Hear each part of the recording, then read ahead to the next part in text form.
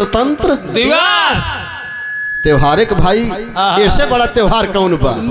खिचड़ी 14 से 15 हो जाए लेकिन गणतंत्र दिवस 26 से 27 ना होई।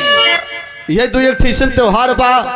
2 अक्टूबर गांधी जयंती, 15 अगस्त, 26 जनवरी। बाकी हिंदू धर्म में जितना त्योहार बस सब 4-5 दिन खुई। होली मिलन पूरा साल ये रंगावत है।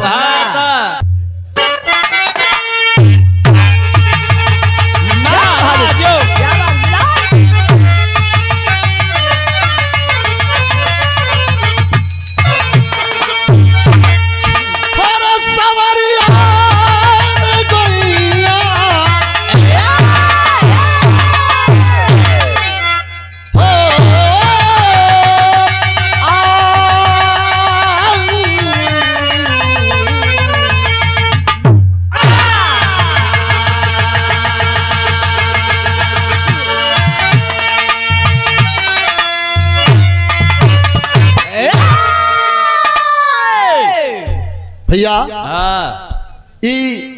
गणतंत्र दिवस के अवसर पर वीर सपूतों के लिए, उन वीर जवानों के लिए मैं अपनी बिरहा के माध्यम से आप लोगों को सिंचित करना चाहता हूं। मेरे बिरहा का शीर्षक होगा फर्ज और फौलाद।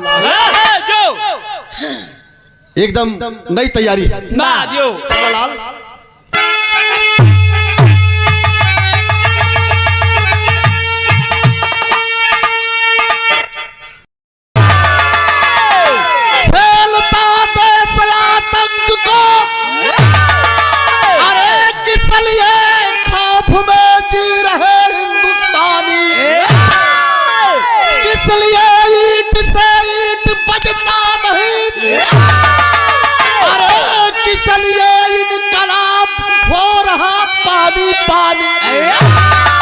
किस लिए 16 सरहद पे ठंडा पड़ा, हरे किस लिए पाव दुश्मन गया आगे बढ़ेगा। शिवराम गया कभी कलम के सिपाही, वतन के लिए जीना मरना पड़ेगा।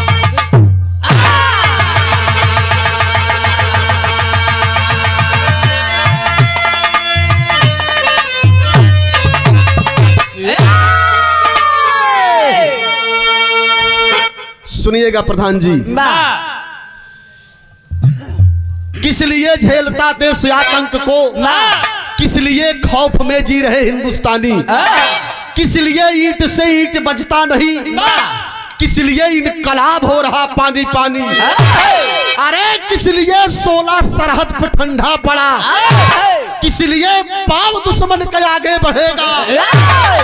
शिवराम गया कभी कलम के सिपाही, वतन के लिए जीना मरना पड़ेगा।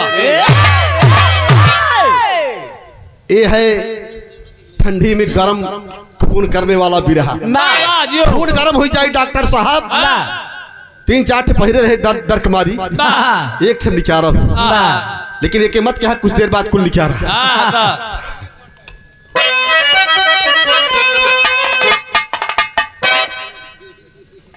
चला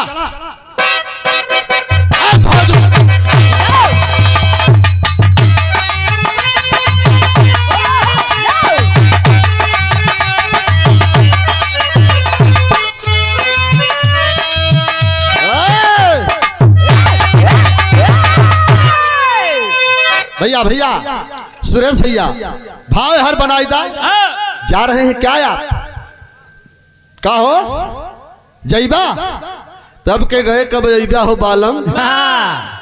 बालम सब बा, नाराज मत हो या कोनो दुल्हन ना कहता, दुल्हन हम ही दुल्हन आप, दुल्हन पूरी दुनिया बा, मेरा रुगे दुल्हन ना होती, दुल्हा सिर्फ एक बा जौन सब कल जात बा, पारी पारा सबको खींचाता। कितना जने ही ठंडी में बटुर की मटरी की जेंगर होई गई गीत बा। अरे करबला चलो करबला चलो,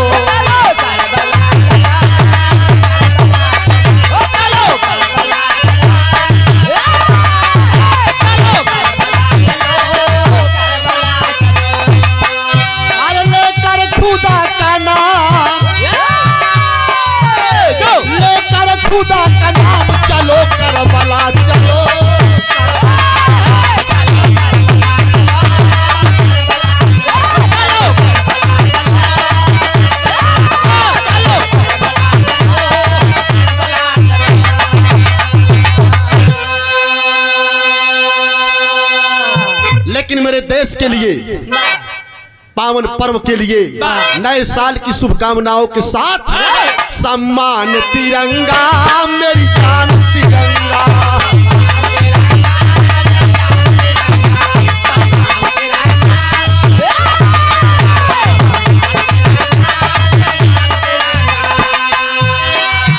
अरे हले वतन की आन,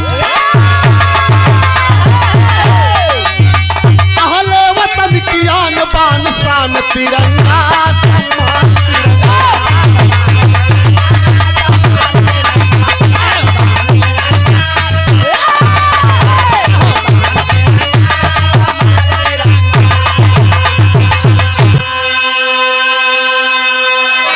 भैया भैया बाबू जे के भोजन करा त करा प्यार से, ही बदे की आप लोग शांति से भोजन करबा भजन सुनबा।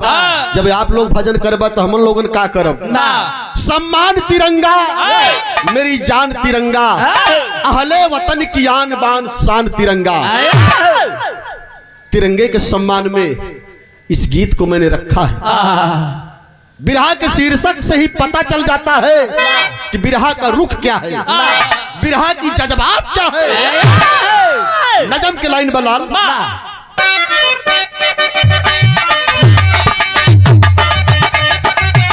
भैया बाबू भैया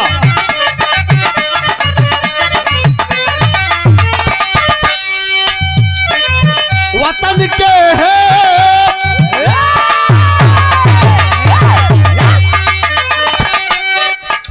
वतन के हेतु वफादारी की जरूरत है,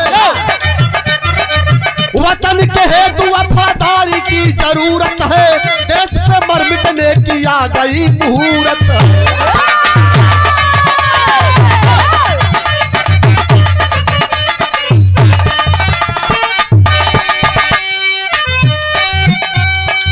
नवाबी शहर लखनऊ ने ऐसा मोड़ दिया, नवाबी शहर लखनऊ ने ऐसा मोड़ दिया, धर्म और मजहब की जकड़ी जंजीर तोड़ दिया।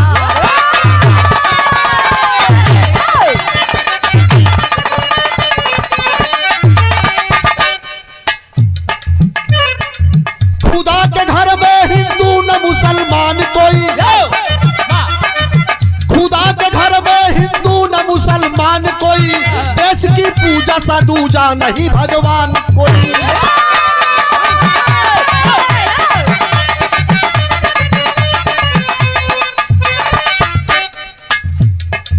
अरविंद बरार दोस्त हिंदू मुसलमान रहे। विचार करना, मैं धर्म और मजहब की बात करने वाले उन ठेकेदारों को अपनी गीत के माध्यम से बताना चाहूंगा। अरविंद बरार दोनों हिंदू मुसलमान रहे, देश की सेवा का दिल में लिए अरमान रहे। बन के फौजी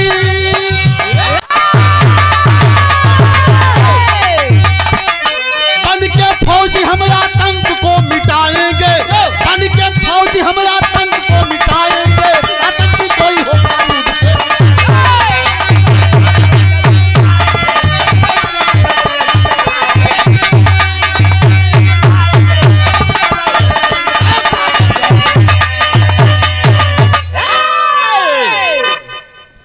कहानी की समझ ला भैया बाबू।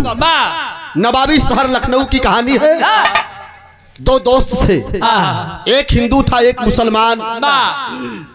मुसलमान जिसका नाम अबरार बताया गया और हिंदू भाई का नाम अरविंद बताया गया। दोनों में बड़ी ही जघन्य दोस्ती, बड़ी ही घनिष्ठता थी।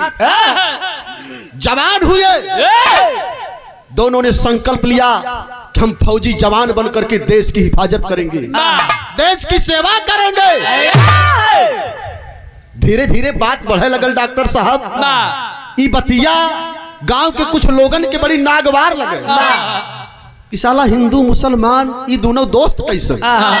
हिंदू भाई अरविंद को टार्चर करते थे, क्या यार तुझको कोई दोस्त नहीं मिला, अपने धर्म अपने वर्ग में कोई दोस्त नहीं मिला, इस मुसलमान के लड़के से दोस्ती किए हो। यह बतिया अबरार से लोग कहें, उसके धर्म वाले उसके बिरादरी के लोग कि हिंदू से जाकर के दोस्ती किया है। जनता नकार देगी तुमको, परिवार निकाल देगा। धीरे धीरे नफरत के बीज बोले, दोनों की दोस्ती में दरार पड़ गई, दोनों की दोस्ती में दरार पड़ गई। ये करे पहलवा एक लाइन तर्ज बलाल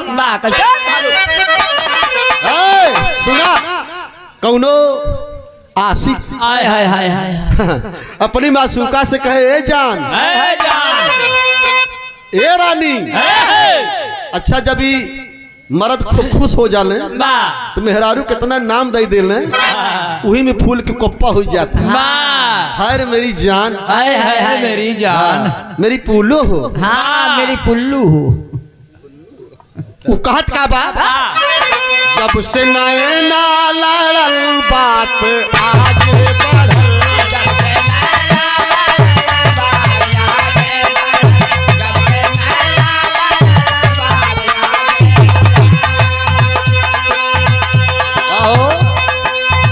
अच्छा दो चार जनी बैठा भैया, उता हमार सड़ुई हमें वो कहाँ गई है, ओम प्रकाश भाई रही है मंचवई पे।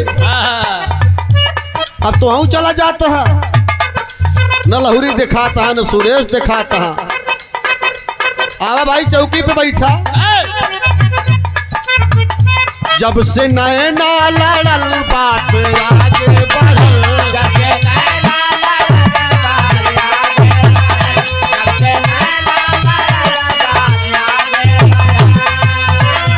रोज अखिया रहेला इंतजार में, रोज अखिया रहेला इंतजार में, दिल भाई दीवाना तोरे प्यार में। क्या बात है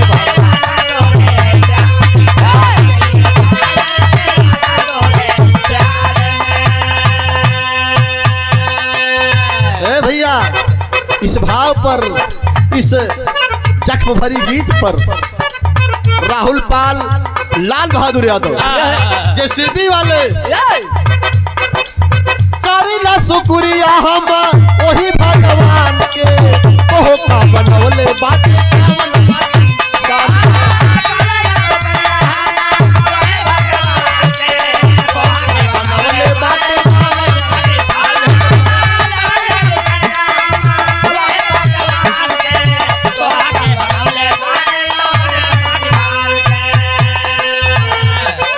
ऐसन सुहाना। ये गीत रहा, लेकिन दोनों जवान पहले कसमें क्या खाते हैं, क्या कसम खा ले जवान गावल जाई राष्ट्रगान,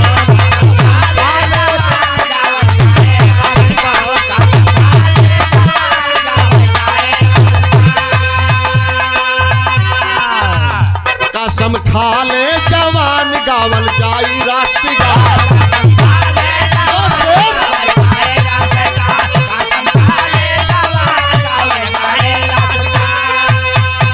भेदभाव नहीं हिंदू मुसलमान के,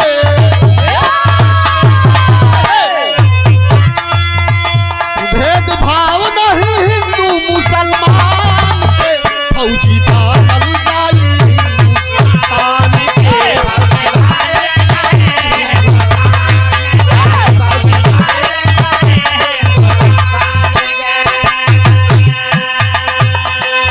गौवा के लोग बोए नफरत के काटा, टूटल अरविंद या बरार से बना।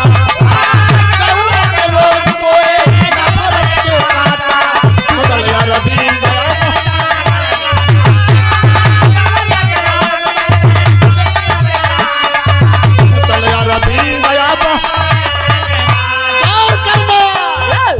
आ गया सन लागल हिंदू मुसलमान।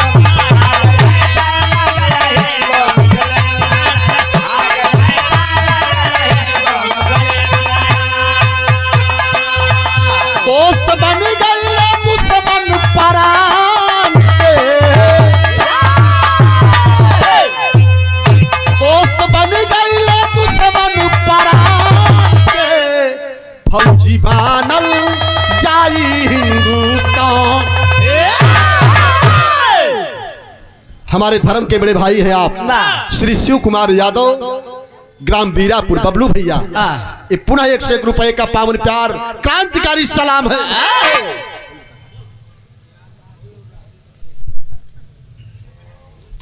श्रीमान लाल बहादुर यादव, राहुल पाल,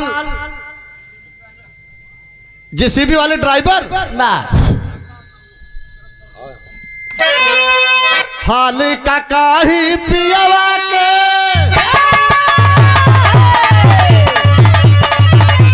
हाल का काही पियावा के बिना चलुए इंजन का पाता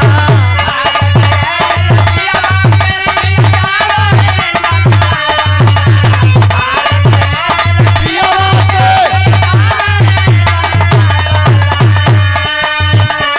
खास करके इनके बदले हाल का काही पियावा के बिना चलुए इंजन का पाता नया नया ड्राइवर लौटा खाली ड्राइवर हरा नवाई भाई भाई चापा नया नया ड्राइवर हरा नवाई भाई भाई होई के दबाई दे बारे भैया जेसीबी वाले भैया आप दोनों भाइयों को बहुत बहुत नमस्ते प्रणाम है। और हमारे धर्म के बड़े भैया शिव कुमार यादव, ग्राम बीरापुर, गणपत प्रतापगढ़, बहुत बहुत अभिनंदन है, बंदन है। मेरा गाना सफल हो जाएगा। इस समाज हो इससे केहू के पेट ना भरल।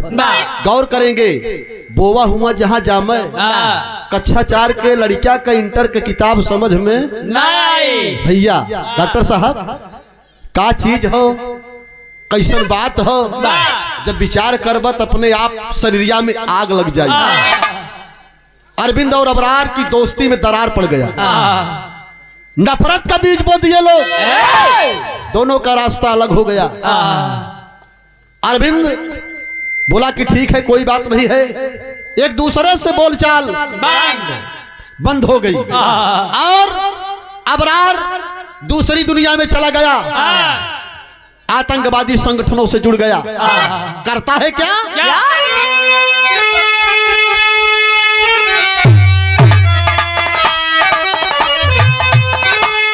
अरे चढ़ता बसंत ऋतु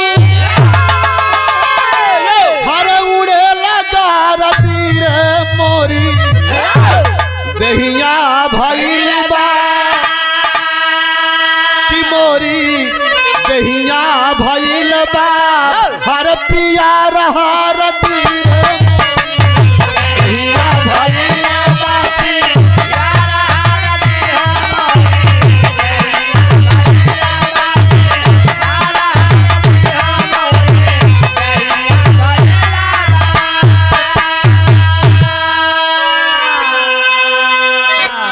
बड़ा ही सम्मानित प्यार मिला है। आप श्रीमान अखिलेश सिंह बदलापुर की पावन धरती से आए, सादर 200 रुपए का पावन प्यार श्रीमान जी को कोट कोट अभिनंदन है। नए साल की ढेर सारी शुभकामनाओं के साथ परिवार में खुशहाली हो, स्वाभिमान पर दाग न लगे। लेकिन अरे मजहब के जाम, अरे मजहब के जाम, अरे अबरार पियल हो छोड़ी देशवा के आतंकी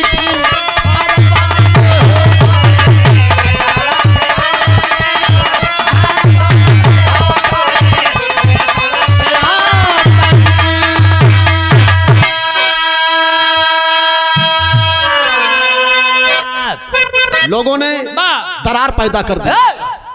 अबरार और अरविंद की दोस्ती टूट गई, अरविंद का रास्ता अलग हो गया और अबरार का रास्ता अलग हो गया।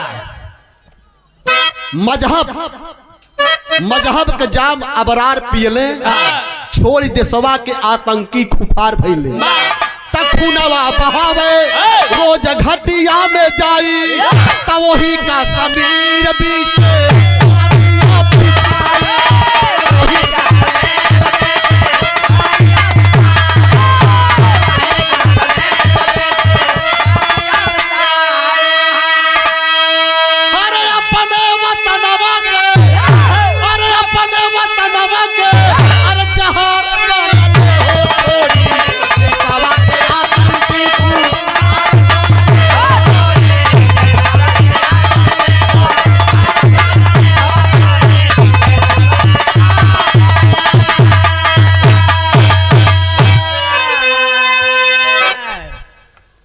तथा नामो तथा गुणे श्रीमान दीप नारायण, दीप माने प्रकाश, नारायण माने भगवान, दीप नारायण यादव मोहम्मदपुर की पावन धरती से शानदार 200 रुपए का पावन प्यार इस वीर रस के भाव पर कहे न पसीना गिर जाए, चाहे ठंडी हो चाहे गर्मी, अगर जिम्मेदारी से काम करबा, मेहनत से काम करबा तो निश्चित रूप से सफलता कदम चूमी।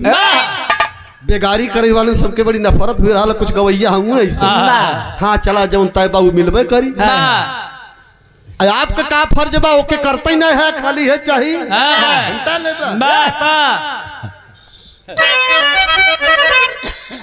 खूनवा बहावे रोज घटिया में जाई, वही कश्मीर बीचे लसिया बिछाई। जिस अरविंद और अबरार की दोस्ती थी बाबूजी, आज दोनों के रास्ते अलग हो गए। अबरार आतंकवादी बन गया, कश्मीर की घाटी में जाकर के टाइगर हिल की चोटी पे जाकर हमारे हिंदुस्तान फौजी जवानों को चुन चुन करके मारने लगा। हमारे देश हिंदुस्तान का रहने वाला सिपाही नौजवान जिसकी भावना बदल गई। अरे नफरत का बीज बोने वाले ठेकेदारों, हिंदू मुस्लिम की बात करने वालों, मंदिर मस्जिद की लड़ाई बताने वालों, जरा गौर कीजिए। हिंदुस्तान के नागरिक हो, सबसे पहले हिंदुस्तानी हैं। धर्म और जात मजहब की बात बाद में करना। मेरे साथियों, अबरार का रास्ता चेंज हो गया। इधर अरविंद, अरे इधर फौज में भर्ती हो, अरे इधर फौज में भर्ती हो, अरविंद परचम लहराया है टाइगर हिल की चोटी पर, तब देश का नाहर आया है।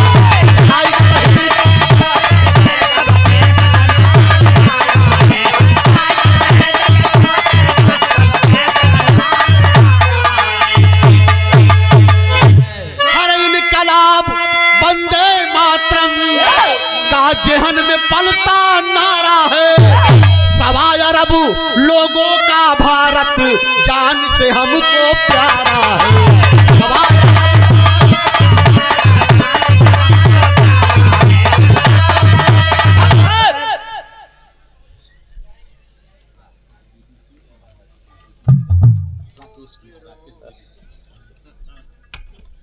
बहुत बहुत धन्यवाद। शानदार 1 से 1 रुपए का पावन प्यार Shri Rakesh Kumar, block development committee के प्रधान। कहने के मतलब BDC आपकी तरफ से 1 से 1 रुपए का पावन प्यार 400 रुपए वापस कीजिए भैया। ले मान लो फिर मन बन जाए गरम तो बात की ना। हाँ मिजाज बने, ठंडा मत करा लोग, और आगे आई जा। बड़ा आनंद बा, मालिक जिंदगी बनौले रहे, शानदार साल बीते।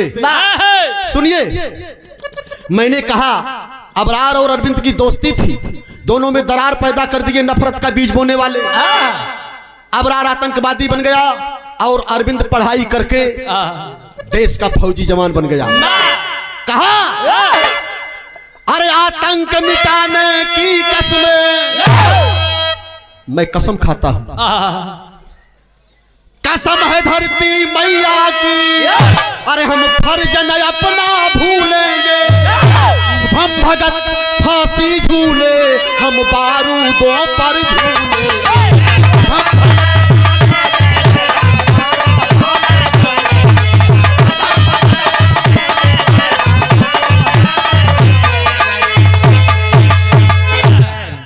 कसम है धरती मैया की, हम फर्ज न अपना भूलेंगे।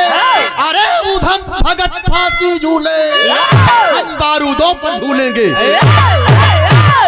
उन वीर सपूतों की कुर्बानी हम मिस नहीं होने देंगे।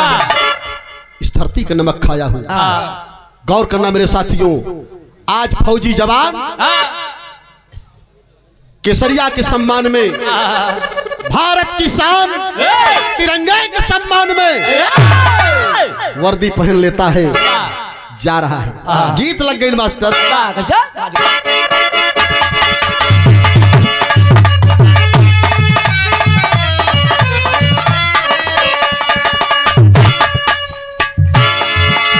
निबिया ही डरिया के बनल ही डोलवा, निबिया पतैया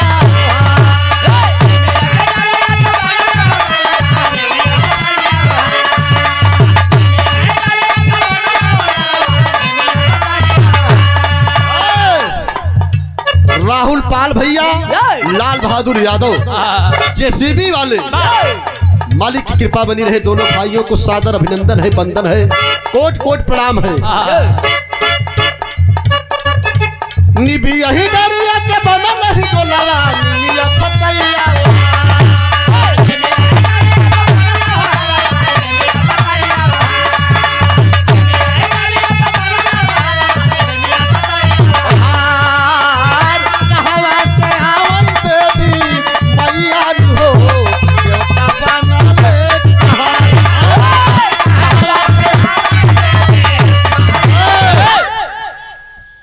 का नाम बता भैया? हरिओम यादव पीडीए जेसीबी वाले। कितनी जेसीबी बाय हाय तेरी पायल करे दिल दीवाना, शोर मचाए है ये दिल दीवाना मस्ताना। मारे मस्ताना। 101 रुपए का सादर सम्मान भैया, बहुत बहुत धन्यवाद। हरिओम भैया के हमारे हरिओम नाम ही बा सब ही जपत बा। बहुत कर बाबूजी ध्यान देना, कहानी बिल्कुल करीब बा, समय देखत रहा। अगर उससे बेसी हो तो बतावा, हम छोटा करे जाने नहीं भैया। फौजी जवान अरविंद कह रहा है, अरे धानी धानी भाई लही देश में जनमवा, धानी धानी हावे मोरा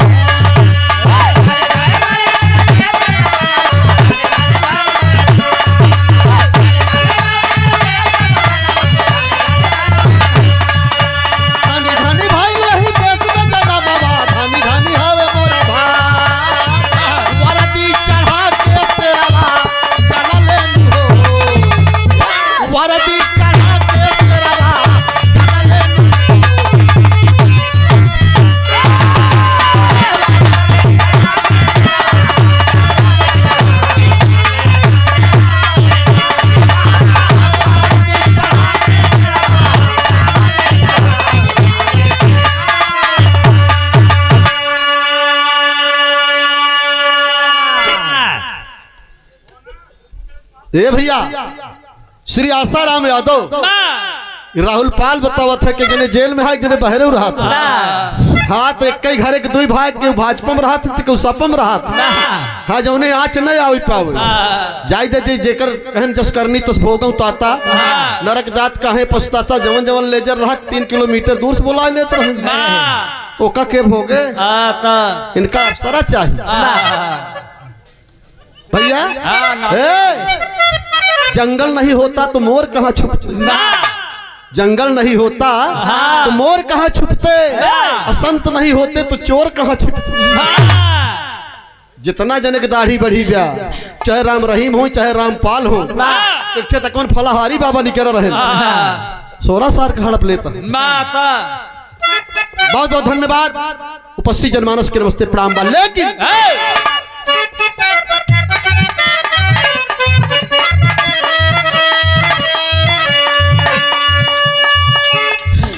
अरे फरक निभावले वो ही घाटिया,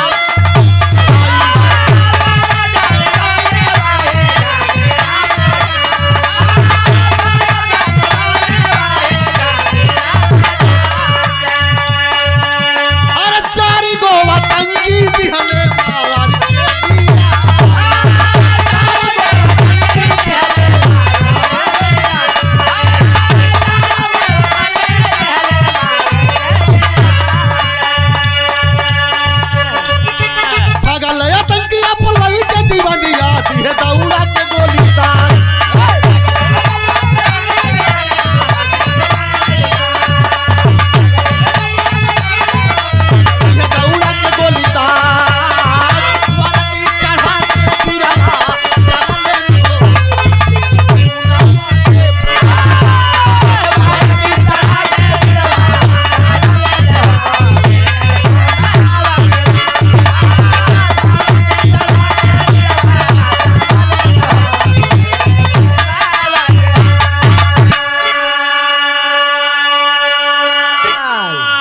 वीर हो। अबरार आतंकवादी बन गया और अरविंद फौजी जवान बन करके टाइगर हिल की 17,000 फुट की ऊंचाई पर आतंकवादियों का सामना करने के लिए पहुंच गया बाबूजी।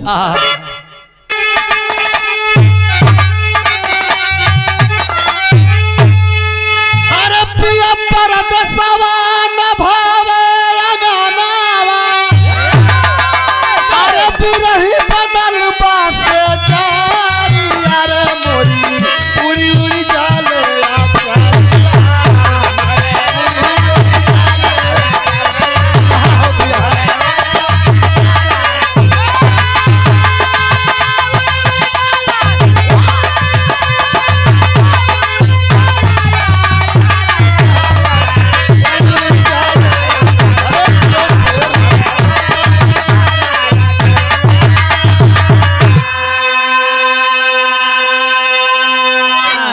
अजर अमर है वह आवाज स्वर्गीय रामदेव यादव। 1.5 कुंटल करेजा चाहिए। हाय हाय हाय हाय। ये आज के गवैयन से उठे वाली नाय हो ना बोध रहे त अंदाज पक्का होके। एक जने कहे ऐसा गाना बतावा कि जौन भूत भविष्य वर्तमान सब रहा। कहे भैया तोहरी किसबीर के बाद 100 साल पहले हमें तुमसे प्यार था, आज भी है, कल भी रहेगा। इनमें कई काल बा अपन देख लेना, अपने बाबू से पूछ ली। तब का दादा वाले से आए भैया। अरे कलिहा का यार आज भला ही तू समना, अरे आइल पाई है बिचारा हो छोड़े हाथवा कैसी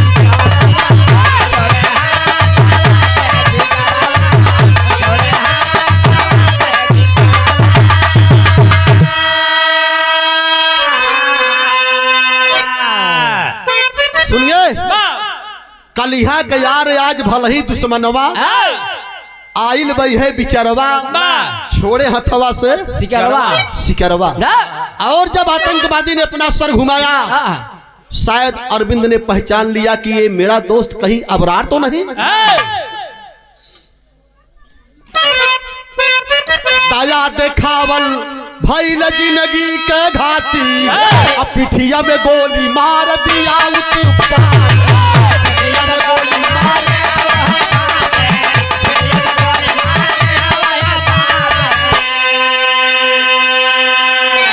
और आखिर मनौता के मुंह भइले काला, अरे भागी चला हथियारवा छोड़े हाथवा के शिकारवा। विचार करना, अरविंद ने तो ये समझ करके छोड़ दिया ये तो मेरा वही पुराना दोस्त अबरार है।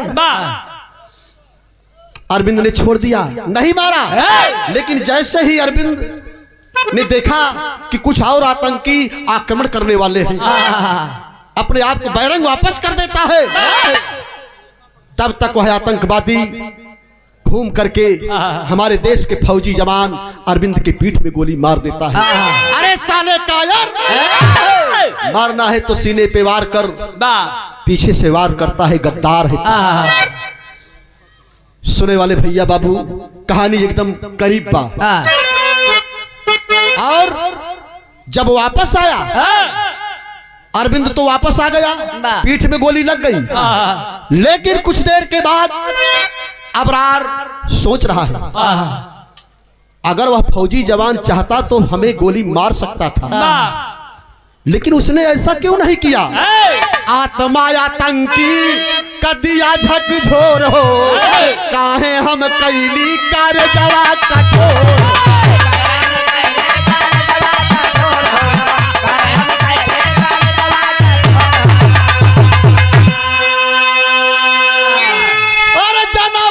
छोड़ दिया ले कवने करनवा, अरे कारे लाई है बिचारा वो छोड़े हाथवा के।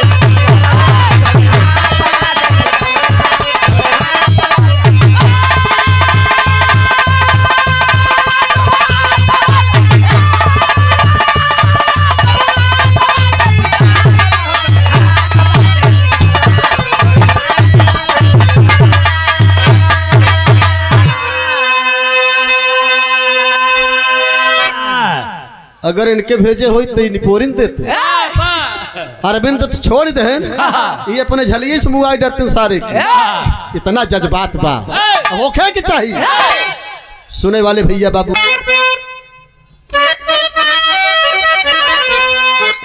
पिघल कर पत्थर पानी हो गया, मारे गया कभी, पिघल कर पत्थर पानी, पिघल कर पत्थर पानी हो गया, अरे खून का हमरा ही कौतुक पर किया,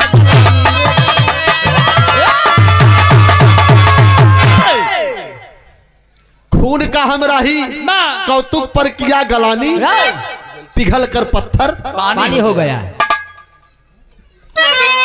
भैया वो सोच रहा है क्या गजब राह पर आ बैठा।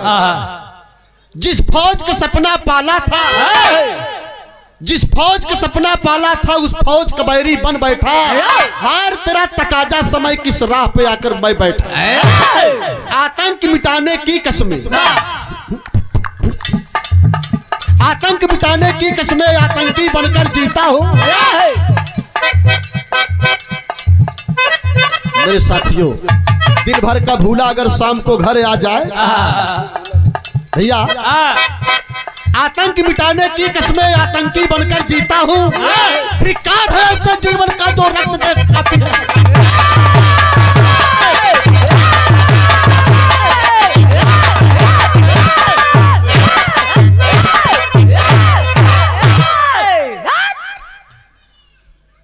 ये कि ना एकदम चढ़ी के लग गया।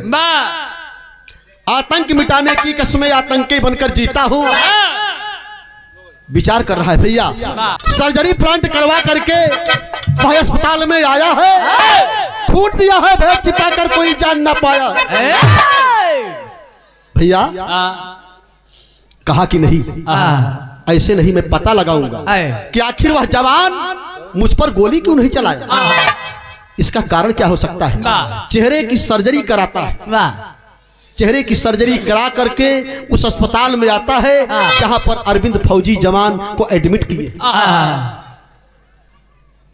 उनका रिश्तेदार बता करके बाबूजी डॉक्टर ने कहा कि इन्हें ज्यादा से ज्यादा ब्लड की जरूरत है। अबरार अपने हाथ को बढ़ा दिया कि डॉक्टर साहब ले लीजिए, हमारे रिश्तेदार हैं। तमाम फोर्स खड़ी है, ब्लड लेने लगा डॉक्टर। कुछ देर के बाद अरविंद को होश हुआ, देख रहा है बगल में इधर उधर, और अबरार तो यहां पहचान गया। अबरार चेहरे की सर्जरी कराया है, लेकिन अरविंद नहीं पहचान रहा है कि मेरा दोस्त अबरार है, राहुल भैया। लेकिन अरविंद ने देखा, लोगों ने कहा कि भाई बड़ा ही योगदान है आपको जीवन दान देने में, मतलब इन्होंने बहुत खून दिया है आपके लिए। हाथ जोड़कर अरविंद कहता है बहुत बहुत धन्यवाद है भाई साहब, आपको, आपने मेरी जान बचाई है। अबरार अपने सर को झुकाया है। वेदना बहुत है मेरे साथियों, ये दोस्ती की बात है, वेदना बहुत है, कुछ बोल नहीं रहा है। अरविंद ने कहा कि मेरे भाई आप बोलते क्यों नहीं, खामोश क्यों है। कहा कि भैया मैंने कुछ नहीं किया, ये सब मालिक की कृपा है। थोड़ा सा कानों में आवाज गई, अरविंद को एहसास हो रहा है। कह रहा है, क्या कह रहा है,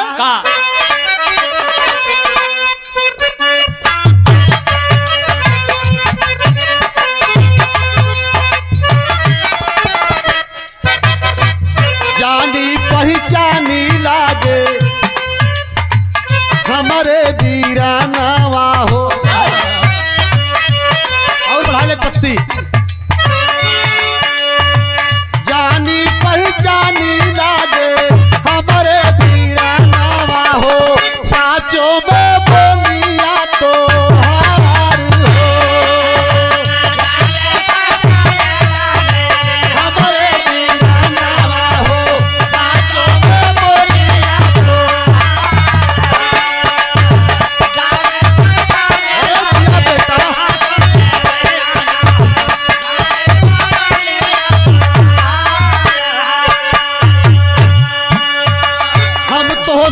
पूछी भैया इतना बताई देबा हम तो से पूछी बिरना इतना बताई देबा कहवा बघरवा दुआर हो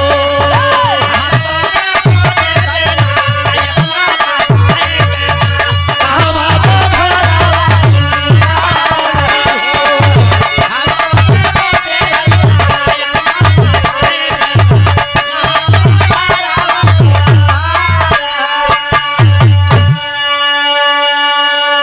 मेरे भाई आप कहां से हो? जब अरविंद ने कहा कि आप कहां से हो तो अगल बगल खड़े जवान अपनी टुकड़ी को तैयार कर लिए। अभी तो हम लोगों से कहा कि मैं इनका रिश्तेदार हूं। कौन है? सजग हो गए, प्रहरी चारों तरफ से घेर लिए। कहीं कोई दूसरा तो नहीं? बताओ, आपने इतना सहयोग किया, मुझे अपना ब्लड दिया, आप कहाँ के रहने वाले हैं? कहता है और बचपन के दोस्त यार हमारे तू बोला तारा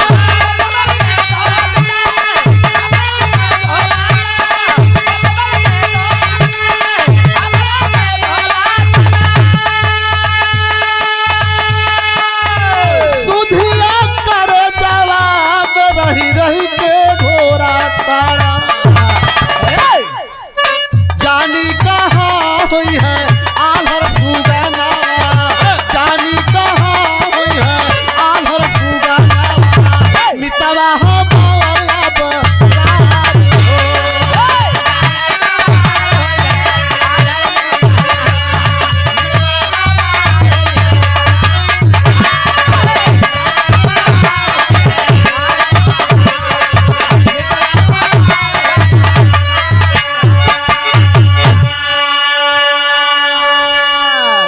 माहौल गमगीन हो गया। अरविंद ने कहा कि आपकी आवाज कुछ जानी पहचानी सी लग रही है। बचपन की दोस्त नियर हमरे तू बोला ताड़ा सुधिया करे जवा में रह रही के घोरा ताड़ा। आप कहीं मेरे दोस्त अबरार तो नहीं है? इतना सुनते ही अबरार की आंखें भर गई। हमारे भैया हो हमारे भैया हो और हम ताबानी देशवा के गद्दार हमारे भैया हो हम ताबानी देशवा के गद्दार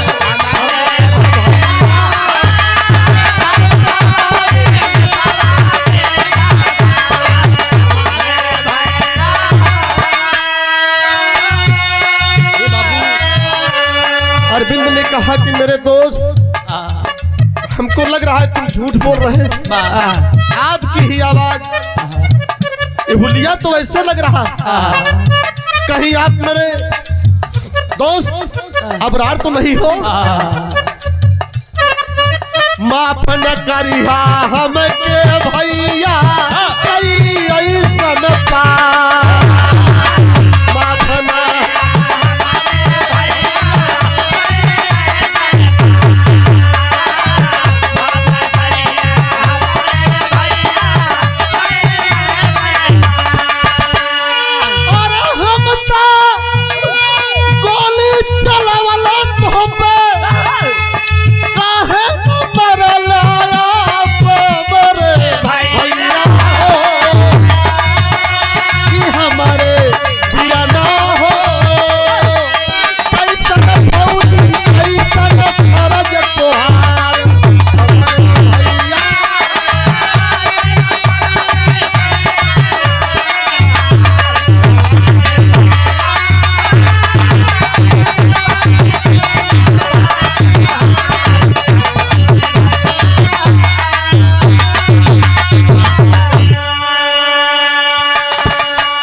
बाबू अबरार की आंखों से आंसू छलक पड़े, रो रहा है। कहा कि भैया जिस अबरार की बात कर रहे हो मैं वही भागा आपका दोस्त अबरार हूं। मैंने अपने चेहरे की सर्जरी करा करके आपको देखने आया।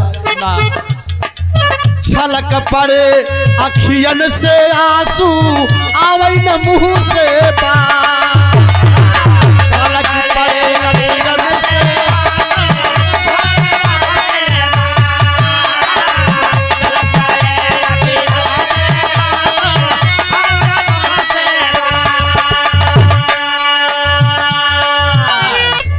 छलक पड़े अखियन से आंसू आवै न मुंह से बात। छलक पड़े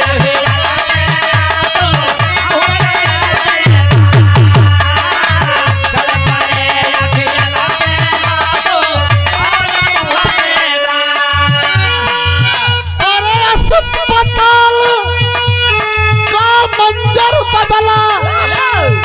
अरे रोवै पकड़ के हाथ हमारे भैया हो। अरे जरा न काहे नफरत के संसार हमारे भैया।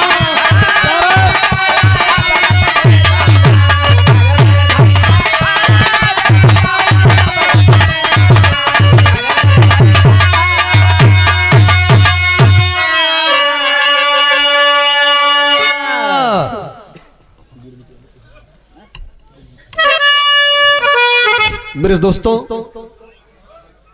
दोनों को जब ज्ञान हुआ भैया, अरविंद ने जब सुना कि मेरा दोस्त अपरार है, अरे अबरार, तो दोनों गले से लिपट गए बाबूजी।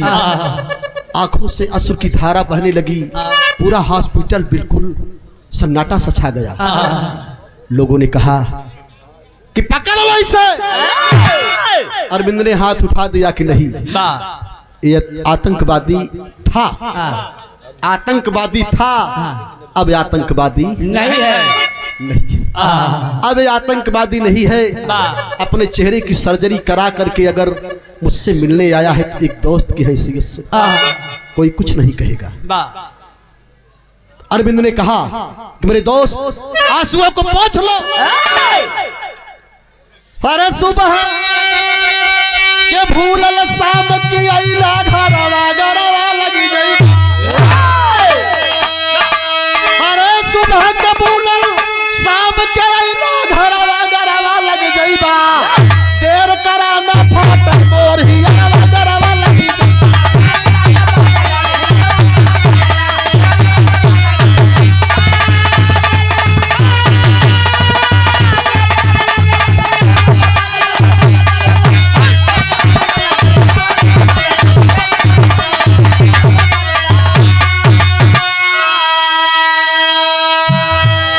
बात कहा अरविंद ने कि सुबह कबूलल शाम की अइला घरवा गरवा लग जाता। देर कराना फाटे मोर हियरवा गरवा लग जाता। कोई बात नहीं है मेरे दोस्त, कबूल है, वक्त अभी भी बाकी है राष्ट्र प्रेम दिखलाने का। भारत के कोने कोने से आतंकी को मिटाने का।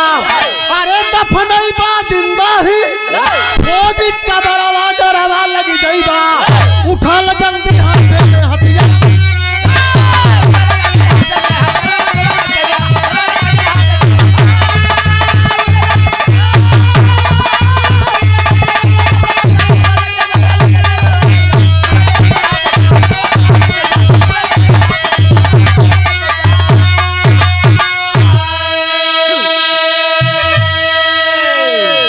आप श्रीमान जिन्होंने अभी सम्मान किया, सादर 251 रुपए का पावन प्यार मिला। श्रीमान कौशलेंद्र पाल, ग्राम प्रधान मोहम्मद, इसी ग्राम सभा के आप मौजा मजिस्ट्रेट हैं। बहुत बहुत धन्यवाद है, नमस्ते प्रणाम है। मेरे साथियों, उन्होंने कहा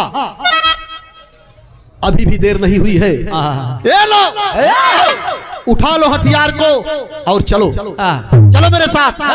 ये फौजी जवान की दास्तान है, सरहद हिंद के लिए अपने आप को कुर्बान कर दिए। ऐसे नौजवानों की गाथा सामने आपके गणतंत्र दिवस 26 जनवरी का त्योहार है।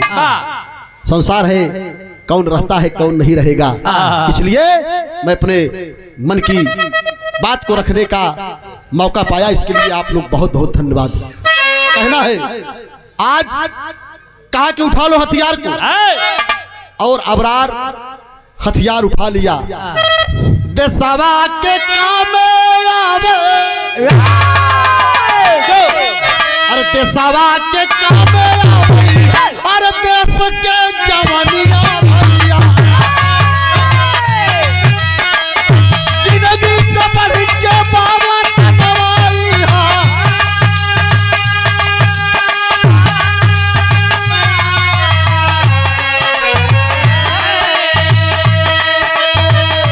आत्मसमर्पण कर फौज के समनवा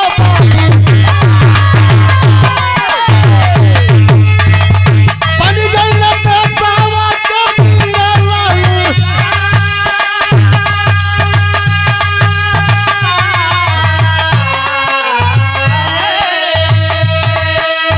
अरविंद ने कहा कि साथी कसम तो खा लिए हो, लेकिन अबरार ने कहा मैं रहूंगा उसी तरफ, मैं रहूंगा आतंकियों की तरफ, आतंकवादियों की तरफ रहूंगा, लेकिन काम हिंदुस्तान के लिए करूंगा। खुफिया बन करके खुफिया बन गया बाबूजी। लगा ले बतावे पता पापियन के भाई,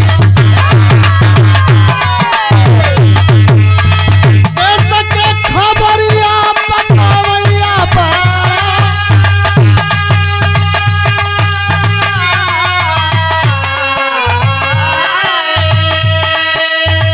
सकया बरार के इल बताऊ न छनवा भैया, अगर रखना डाले आपस में दूरी के।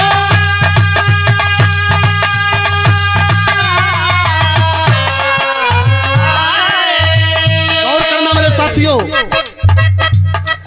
अबरार वापस आतंकवादियों से मिल गया और जब फिर से मुठभेड़ भाई अरविंद हिंदुस्तानी फौज की तरफ से, अबरार आतंकवादियों के साथ तो है लेकिन काम हिंदुस्तान के लिए कर रहा है। भाई ले मुठभेड़ बीच घाटिया में भैया, और संभाला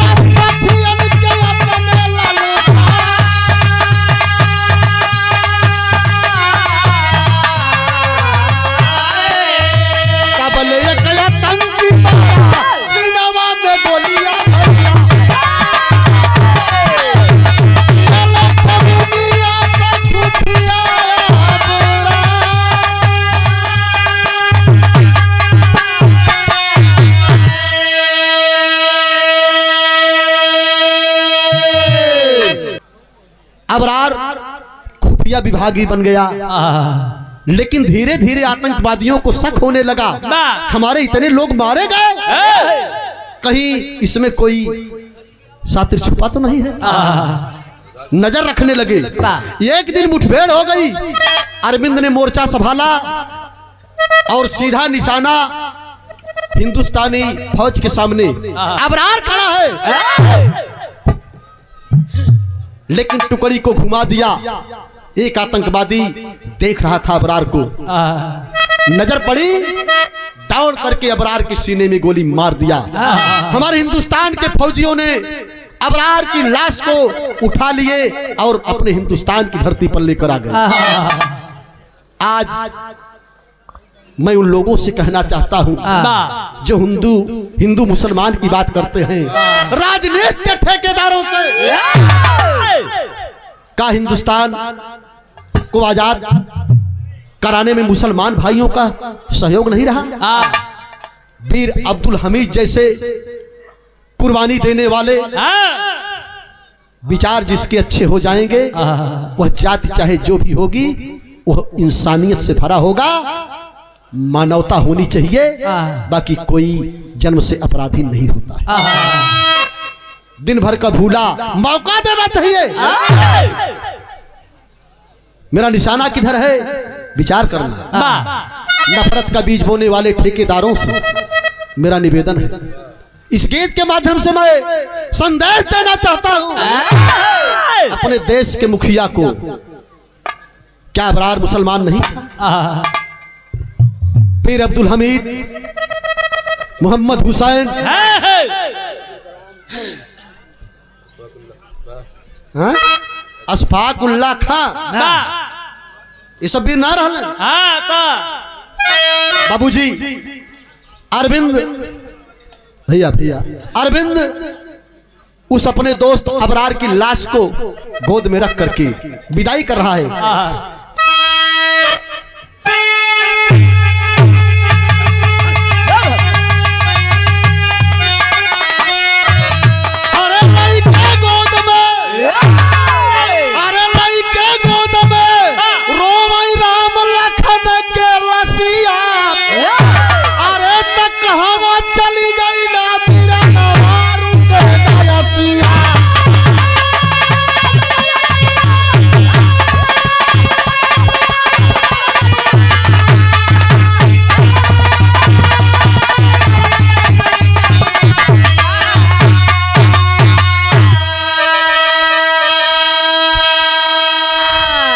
मेरे दोस्त अबरार, तूने ये क्या कर दिया, हमें भी बचाया और तमाम लोगों की जान की हिफाजत किया। आज तू खुद इस दुनिया से चला गया। मरला मुदैया हमारे हम ही से लड़के तो के नमन करी पौआ पे गिरी।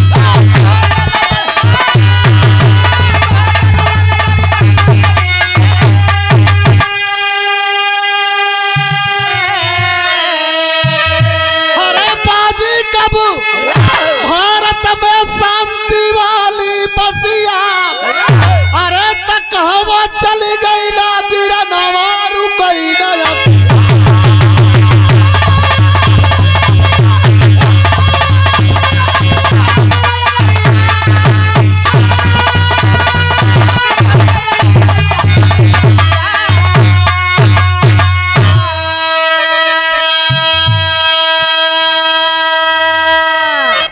भैया बाबू, हमरे कहानी की समाप्ति भइल। टाइम ज्यादा तो ना लेनी हो। आज अरविंद को एहसास हुआ दोस्ती का। बेशक मुझसे जुदा हुआ, लेकिन कई गुना ज्यादा आज इन्होंने पूरा कर दिया। लाश घर पे लाए अरविंद नौजवानवा, दफन कैले मितावा के दाई के कफनवा।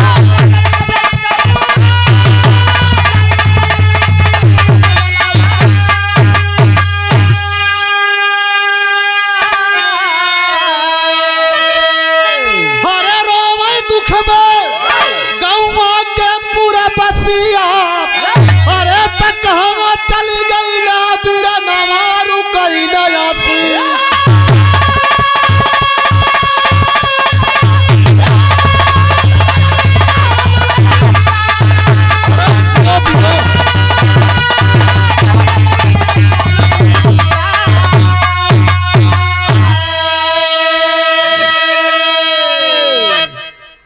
अबरार की लाश को लेकर घर आया और हिंदू रीति रिवाज के साथ कफन दे करके उसकी अंतिम विदाई किया।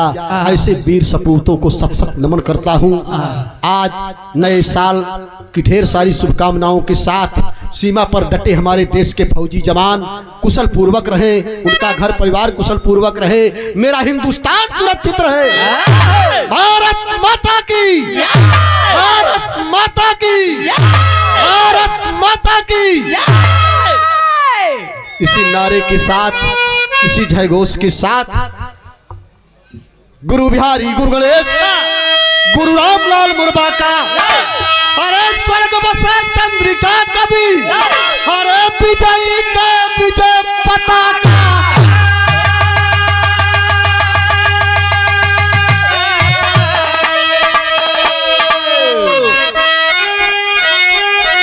पिघल कर पत्थर पानी हो गया, अरे पिघल कर पत्थर पर पानी हो गया।